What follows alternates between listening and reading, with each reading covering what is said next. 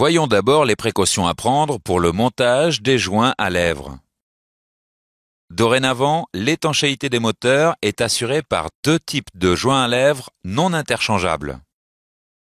Le joint à lèvres élastomère est équipé d'un ressort qui permet son appui sur l'arbre et d'une lèvre en forme de V qui reçoit un traitement de surface. Le joint à lèvres thermoplastique, PTFE, polytétrafluoroéthylène à base de téflon. La portée du joint à lèvres thermoplastique PTFE sur l'arbre n'a pas besoin de traitement de surface, contrairement au joint élastomère. L'absence de ressort limite l'effort du joint sur l'arbre. Le téflon offre une faible résistance au frottement. Dans tous les cas, se référer à la documentation technique pour connaître les précautions lors du montage des joints à lèvres. Voyons maintenant le remontage du moteur.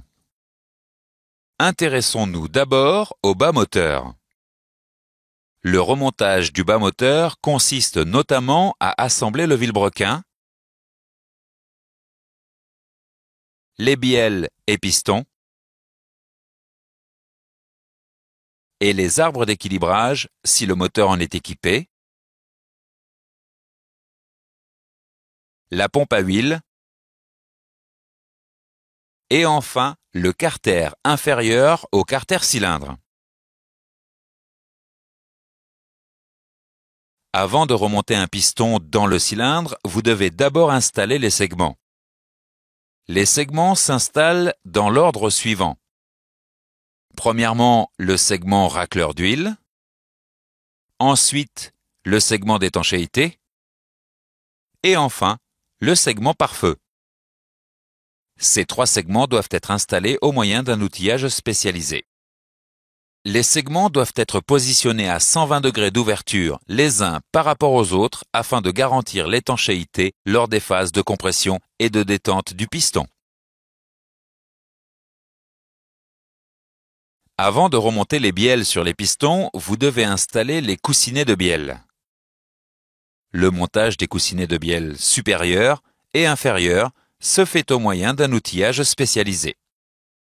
Vous devez ensuite positionner chaque bielle dans chaque piston et installer l'axe de piston.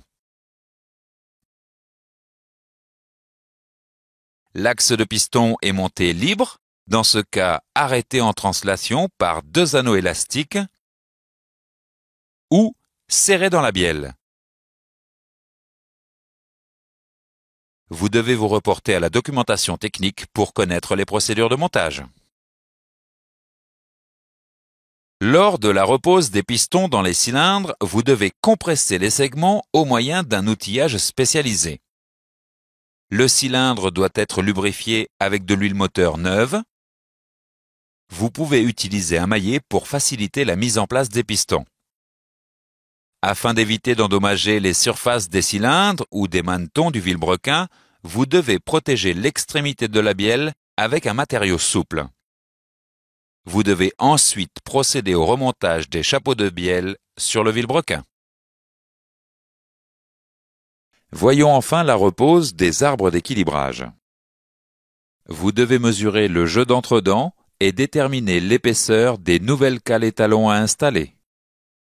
Enfin, vous devez reposer la pompe à huile et le carter d'huile en le serrant selon l'ordre préconisé dans la documentation technique.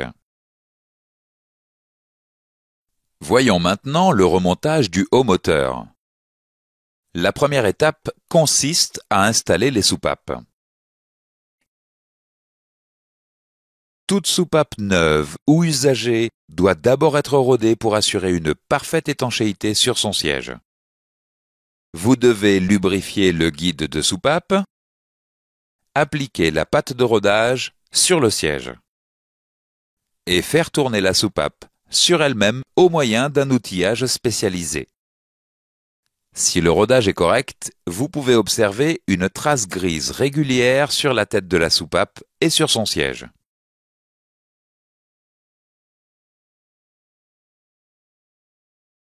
Les soupapes doivent être installées aux emplacements où elles ont été rodées.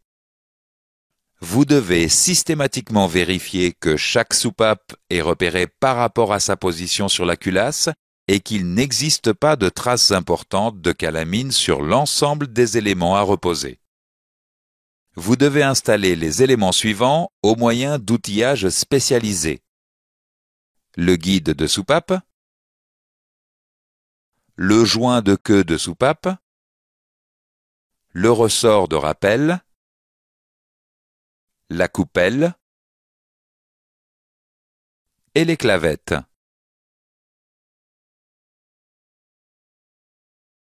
Voyons maintenant le remontage du joint de culasse. Avant de remonter le joint de culasse, vous devez d'abord mesurer le dépassement maximal de l'ensemble des pistons au moyen de l'outillage spécialisé. Vous devez ensuite mesurer l'épaisseur du joint de culasse déposé. Pour certains moteurs, vous devez en plus mesurer la hauteur d'axe du piston pour déterminer l'épaisseur du joint de culasse à reposer. Dans tous les cas, vous devez vous reporter à la documentation technique pour connaître les procédures spécifiques à chaque moteur. Voyons enfin le remontage de la culasse sur le bloc cylindre. Le joint de culasse est positionné avec marquage vers le haut. Les pistons sont alignés en position médiane. Dans certains cas, un outil de guidage axial est positionné sur le bloc cylindre pour favoriser l'installation. La culasse peut alors être reposée. La repose de la culasse se termine par le serrage en ordre de l'ensemble des vis à un couple déterminé pour assurer une parfaite étanchéité. La procédure de serrage se fait généralement en commençant par les vis de culasse centrale et en se dirigeant vers les vis extérieures. Vous devez impérativement vous reporter à la documentation technique pour connaître les ordres et les valeurs de serrage. Le serrage d'une vis de culasse est généralement donné en couple et en angle.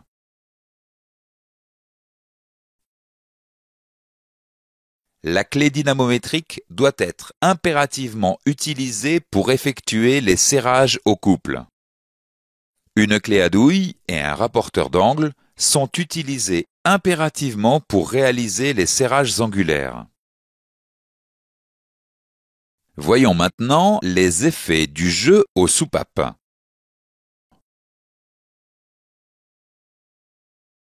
Le jeu aux soupapes est trop grand et la commande d'ouverture des soupapes est bruyante. Les performances du moteur sont réduites car le temps d'ouverture des soupapes est sensiblement diminué.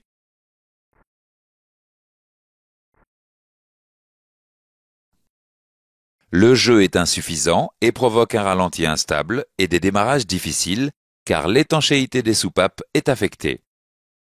Dans les deux cas, les performances du moteur sont réduites et la consommation de carburant augmente. Le réglage du jeu aux soupapes influence directement le remplissage en air du moteur, donc les compressions. Lorsque le jeu aux soupapes est trop grand ou trop faible, les performances du moteur sont réduites et la consommation de carburant augmente.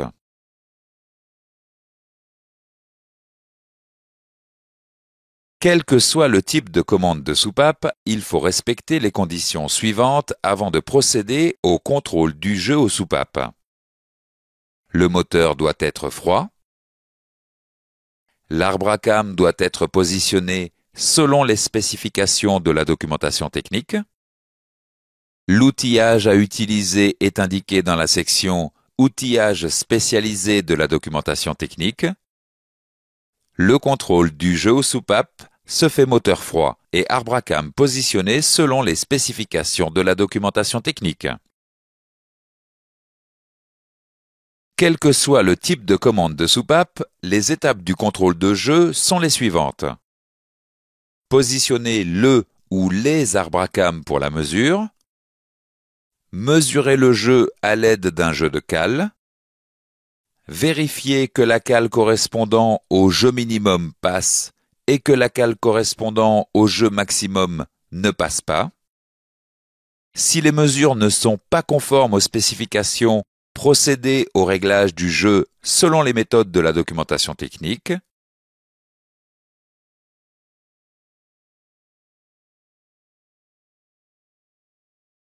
Nous allons voir les réglages des différents types de commandes. Voyons d'abord le réglage d'une commande de soupape à culbuteur. Le jeu se mesure entre la queue de la soupape et le culbuteur. Le réglage du jeu s'effectue à l'aide d'une vis de réglage située à l'extrémité du culbuteur.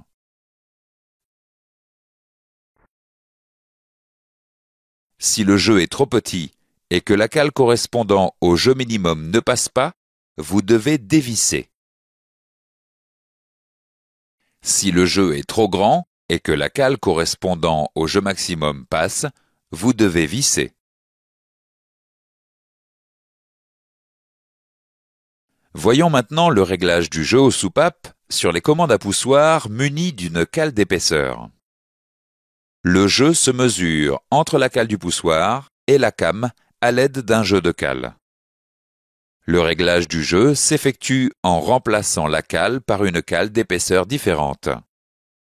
Il existe des outils spécifiques pour assurer ces opérations. Vous les trouverez dans la section Outillage spécialisé de la documentation technique. L'épaisseur de la cale à installer est calculée de la manière suivante. Jeu mesuré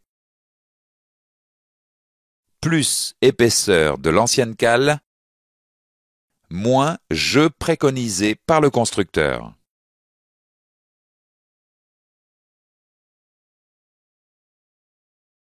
Voyons la commande de soupape à poussoir monobloc. Le réglage du jeu s'effectue en remplaçant le poussoir existant par un poussoir d'épaisseur différente après dépose de l'arbre à came. L'épaisseur du poussoir à installer est calculée de la manière suivante. Jeu mesuré plus épaisseur de l'ancien poussoir moins jeu préconisé par le constructeur. Dans tous les cas, il existe des cales et des poussoirs avec des dimensions spécifiques disponibles au magasin de pièces de rechange.